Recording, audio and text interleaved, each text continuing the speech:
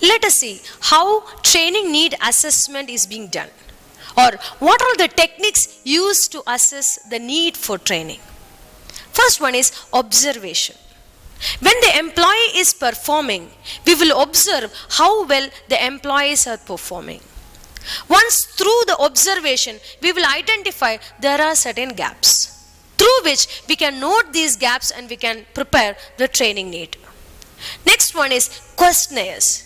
We can prepare certain task-based or job-based questionnaires or behavior-based questionnaires, and even organization-based questions we can include in that. This questionnaire can be circulated among the employees. Even the bosses can be given certain questionnaire in order to assess the performance of the employees. This questionnaire will provide us a lot of information or data related to the particular employee. This questionnaire also will tell us that this is the gap.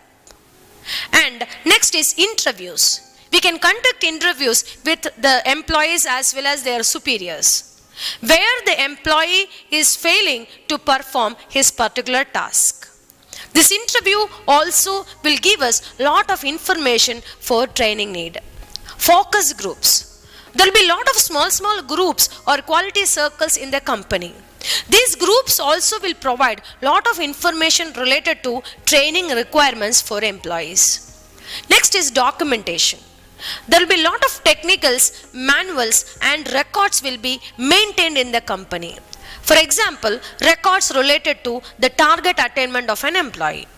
Record related to the performing timings of an employee. The employees are performing all the tasks in a late timings. They take too much of time.